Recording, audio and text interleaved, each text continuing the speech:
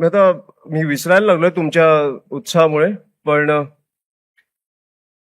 Genuinely मी खरंच आता मला खरंच सुचत नाही. मी येतो परत. Love you to. हाय ग. नमस्कार.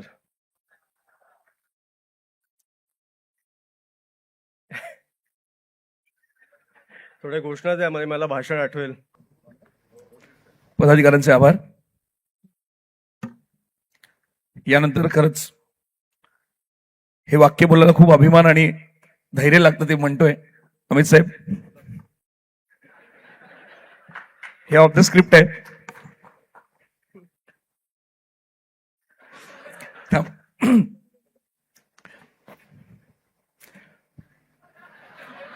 आपणास विनंती आहे की आपण सभेला संबोधित करावं.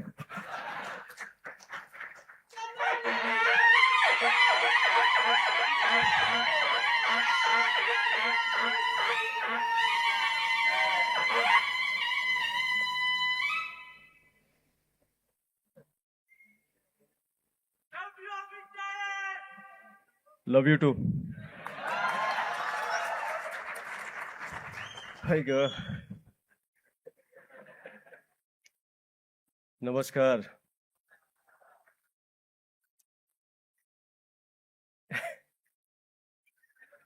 थोड्या घोषणा द्या, म्हणजे मला भाषण आठवेल.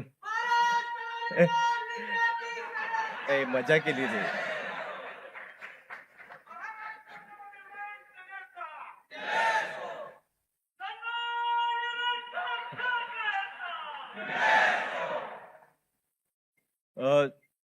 सर्वप्रथम मला वाटतं की आपलं चालू व्हायच्या आधी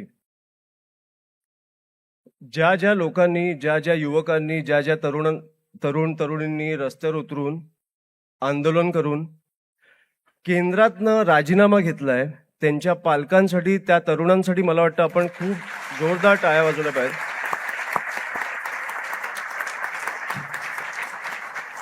मी जेन्युइनली सांगतो, मी तुम्हाला जेन्युइनली सांगतो, मी राजसाहेबांचा मुलगा नसतो तर मी राजकारणात आलो नसतो.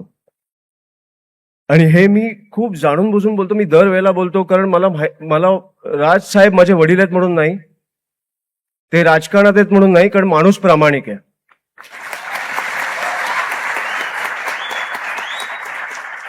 आणि मी हे पण छाती ठोकपणे सांगतो की तुमच्यासारखे सहकारी मला मिळाले नसते तर मी राजकारणात टिकलो नसतो.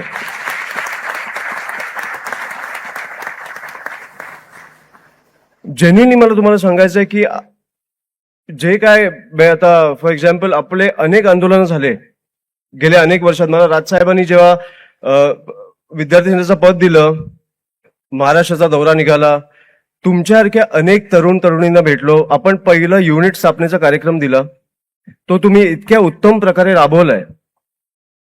त्याच्यानंतर आपण आज इथपर्यंत आलो. मला माहित नाही मी तुमच्याशिवाय काय केलं असतं. आणि जेन्युइनली मी हे सांगतो, कारण म्हणजे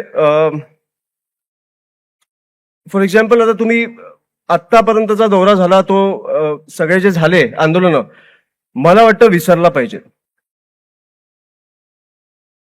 कारण मला आता तुम्हाला सांगायचे पण नाहीत आपण काय केलंय, आणि तुम्हाला आठवतं पण मला वाटतं विसरला पाहिजे.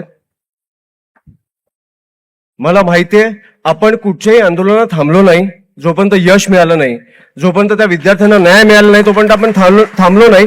पण आपण हे सगळे आंदोलन विसरले पाहिजे, आपण पुढे गेलो पाहिजे. कारण आता राज्याची परिस्थिती काय झाली आहे, देशाची परिस्थिती काय झाली आहे, हे आपण बघितलं पाहिजे. मला वाटतं सगळं विसरलो पाहिजे, आता पुढे जायचंय. मी जेन्युइनली सांगतो. आता फॉर एक्झाम्पल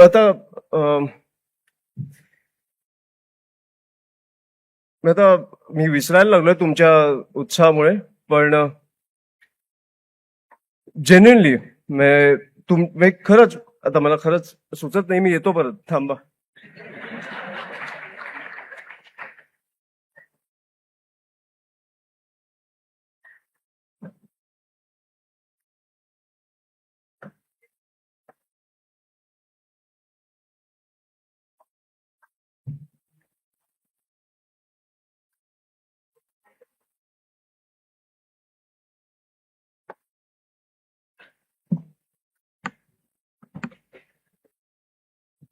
स्थिर स्थावर आहे मी.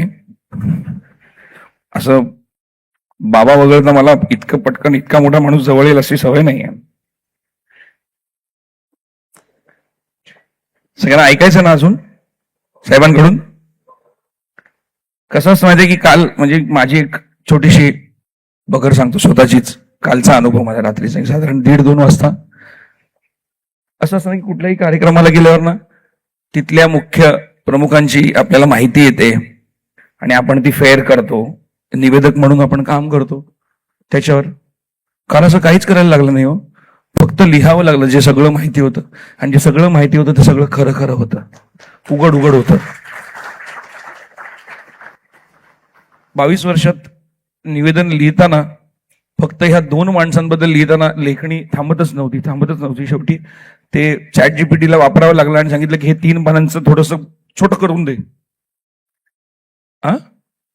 ते म्हणाले की नाही, ते छोटं करण्यासाठी प्रो घ्यावं लागेल. मी म्हटलं मग मोठंच राहू दे. मग इकडे येऊन आम्ही फेअर केलं. तसंच मोठ्या साहेबांबद्दल पण जेव्हा आपण लिहितो तेव्हा विशेषण तुमच्या समोर येऊन उभी राहतात की आता वरच्या वाक्यात झालेलं आहे तर दुसऱ्या वाक्यात दुसरं आलं पाहिजे. म्हणजे इतकं ते प्रगल्भ आहे सगळं विश्व ह्या 2 माणसांचं. मला असं वाटतं ह्या दोन्हीही महान विचारवंत आणि कृतिशील विचारवंतांसाठी जोरदार टाळ्या झाल्या पाहिजेत.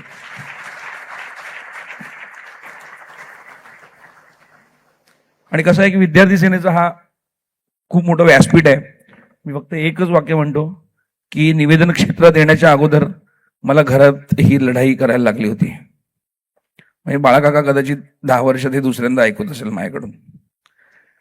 नेरूळमध्ये ऐकलं, आता परत थोडस दुर्लक्ष केलं की मी पूर्ण मेकॅनिकल इंजिनिअरिंगचं शिक्षणक्रम पूर्ण करून हे सिद्ध करून दिलं घरातल्यांना की मी कुठेतरी कसे तरी पैसे कमवू शकतो. आणि आज 22 वर्ष झाली मी निवेदन क्षेत्रात आहे. तर जे विद्यार्थी आहेत तिथे बसलेले, please pursue the entire set of education. शिक्षण हा तुमचा मूलभूत पाया असलाच पाहिजे. आणि जर अमित साहेब आणि राजसाहेबांसारखे आपल्याकडे खंदे मार्गदर्शक आहेत तर शिक्षण थांबवण्यासाठी कोणीही तुम्हाला प्रवृत्त करू शकत नाही. ही तुम्हाला खूप मोठी विनंती आहे एका इंजिनियर कडून. ते असं नाही झालं आमच्या घरात मेरा बेटा इंजिनियर बनेगा, याच कॅटेगरीत इंजिनियर झालो, पण I have served a lot of MNCs, so I know what it takes to be a corporate guy. किती जण इथे इंजिनिअरिंग वगैरे, किती जण सध्याचा हॉट टॉपिक डॉक्टर्स. मी येतो साहेबाले.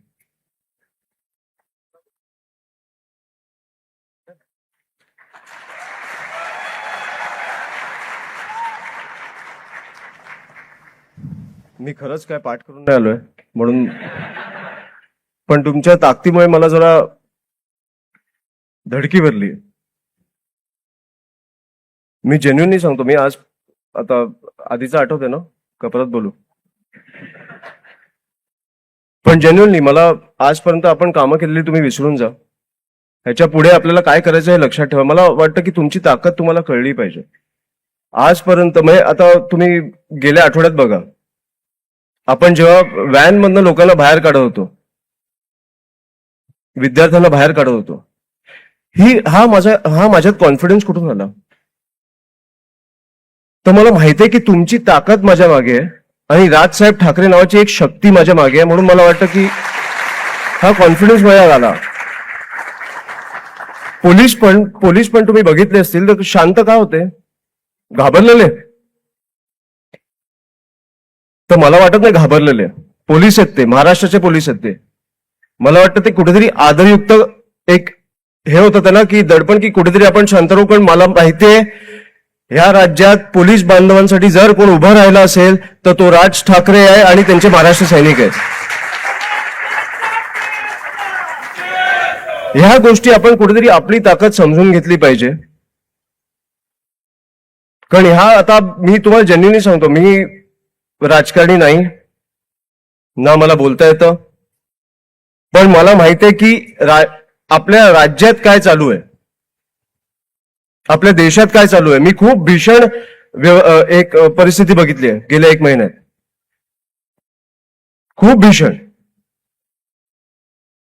मग काठ्या घालून लोकांना मारतात, खिळे घालून लाठ्यांमध्ये लोकांना मारतायत काय, मुलींवर हात काय टाकतायत, कपडे काय फाडतायत. आत्ता ते चंद्रकांत दादा पाटील काय बोलले, चंपा काय बोलले ते, की दिल्लीत सगळ्या पोलिसांनी दगड उचललेत, आंदोलनात ते सगळे दगड उचललेत आणि त्या फुटप्रिंट वरनं ते आता आधार कार्डला लिंक करणार आहेत. सगळे चंपाच्या घरी पाठवा. मला वाटतं की ह्या तरुणांनी केंद्रातनं राजीनामा आणलाय, राज्यातनं आणायला वेळ नाही लागणार.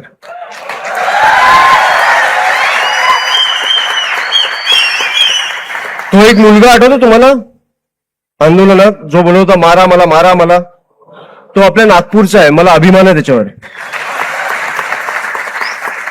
आपल्या फडणवीस साहेबांच्या शहरातला आहे तो, मला अभिमान आहे त्या मुलावर. पण आपल्या मुख्यमंत्री साहेबांना कधी वाटलं नाही की त्याच्यावर बोलावं, कारण राजकारणात आपण एवढे फसलोय. मला आज फक्त मी तुमच्यासमोर एवढं ह्याच्यासाठी चालूय की तरुणांना एक मेसेज द्यायला आलोय. 5 वर्षातनं एकदा निवडणूक येते, 5 वर्षातनं एकदा तुम्हाला मतदान करायला मिळतं. मतदान तुम्ही कशासाठी करता, मला उत्तम रोजगार मिळावा, माझ्या मुला मुलींना उत्तम शिक्षण मिळावं, शेतकऱ्यांचं भलं व्हावं. आज दिवसाला 8 शेतकरी ऑन एन ॲव्हरेज आत्महत्या करतायत. लाडकी बहिणीचं मी बोलायला नको, आपल्या रस्त्यांमध्ये खड्डे नको. तुम्ही आमच्यासाठी एक उत्तम मुंबई पुणे बांधलंय, ते एका महिन्यात कोसळायला नको. पेट्रोलमध्ये इथेनॉल नको. आपल्या बेसिक गरजा आहेत हो. ह्या बेसिक गरजांसाठी तुम्ही त्यांना 5 वर्षातनं एकदा मतदान करता. 4 वर्ष ते तुमची कामं करत नाहीत आणि 5व्या वर्षी तुम्हाला तुमची जात ही संकटात दिसायला लागते, धोक्यात दिसायला लागते. तुमचा धर्म हा तुम्हाला धोक्यात दिसायला लागतो. तुमची भाषा ही तुम्हाला धोक्यात दिसायला लागते. हे का होतंय हे पहिलं समजून घ्या. 4 वर्ष काही नसतं, 5व्या वर्षी काय येतं, कारण ते जिकडे अयशस्वी झाले तिकडे ते तुम्हाला आता फसवून फसवतायत की आता 5व्या वर्षी आम्ही हे करून, मला वाटतं की ह्या गोष्टीवरनं हे लोक पेटतील. हे तुम्हाला कळायला पाहिजे कुठेतरी.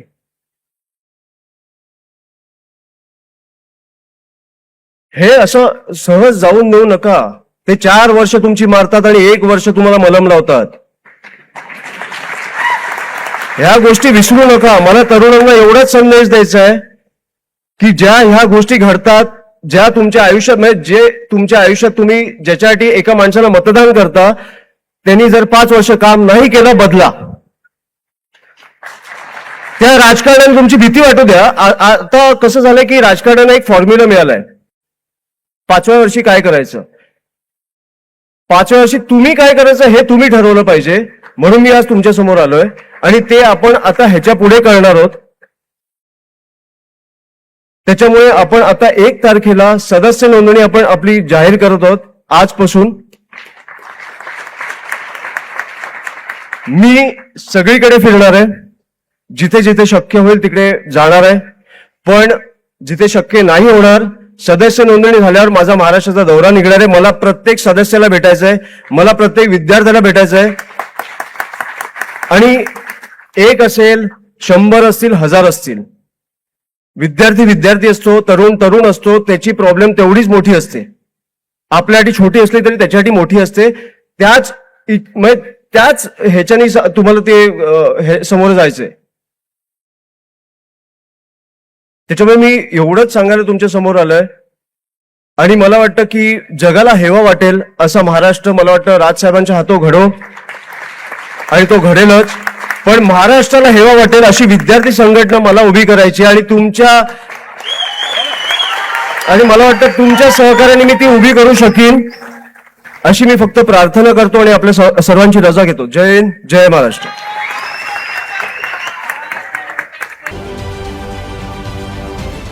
महाराष्ट्रातील सर्व बातम्यांचे विश्वासार्ह व्यासपीठ. सकाळच्या सर्व सोशल मीडिया प्लॅटफॉर्मला लाईक, फॉलो आणि सबस्क्राईब करा. तसंच सर्व नोटिफिकेशनसाठी बेल आयकॉन प्रेस करायला विसरू नका.